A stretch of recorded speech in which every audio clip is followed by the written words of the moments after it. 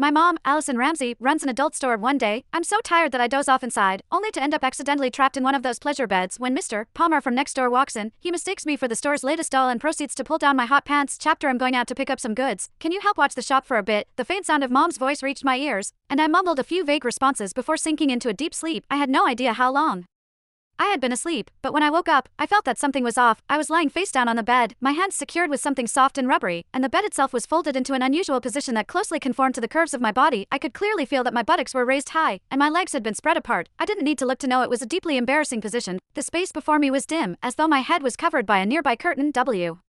What was going on? A wave of panic set in. I struggled with all my strength against the restraints binding my hands, only to realize I couldn't break free at all. It finally dawned on me that my family ran an adult store, and this must be the new pleasure bed we'd recently ordered. The bed was equipped with mechanisms that could only be unlocked through external settings once triggered. I had been completely exhausted earlier, so I'd just crashed on a random bed in the storeroom without even noticing.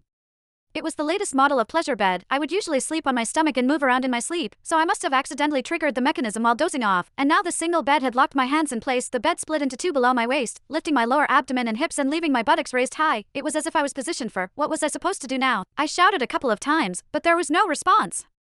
It only then struck me that before I fell asleep, Mom mentioned she was going out to pick up some goods and asked me to watch the shop. Hey, Allison. Just then, I suddenly heard the voice of Mr. Palmer, a customer, coming from the doorway, and it was getting closer. Oh no, Mom did say Mr. Palmer would come by later to settle the bill. Panic surged through me. I struggled desperately, only to find that while the restraints looked soft, there was no way to break free. Where's everyone? I thought I told them I'd come by to settle the bill today. Mr. Palmer's voice drew closer and closer until it sounded just a few steps away. Frozen in this embarrassing position, I felt my face flush crimson, and in my panic, I froze completely, not daring to move a muscle. Is this a new doll that just arrived? Mr. Palmer's words sent my heart leaping into my throat. The next second, I felt a pair of warm, dry hands land on my thigh. They then slowly slid upward until they were inside my hot pants. The weather was sweltering, and when sleeping at home, I naturally dressed lightly. Thus, my hot pants were barely long enough to cover my buttocks. The texture feels pretty good. It's quite realistic and even warm, Mr. Palmer remarked as he fondled me. The bizarre sensation made me clench my teeth, too afraid to make a sound. If anyone were to discover I was being mistaken for a doll, it would be over for me. But then, to my horror, I felt those hands beginning to tug at the waistband of my hot pants. Chapter: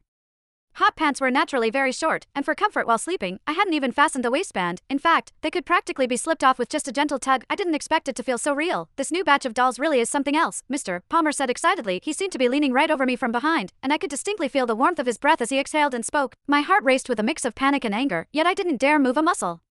I was terrified of the embarrassment that would follow if I were discovered. What should I do? What on earth could I do? Mr. Palmer had already pulled down my hot pants, leaving only my thin underwear underneath. It even has panties, and with a lace trim, too. Mr. Palmer's voice grew increasingly excited. He kept stroking my buttocks, and the warmth of his touch made my heart pound wildly in my chest. Suddenly, I felt something warm, damp, and soft press against my thigh.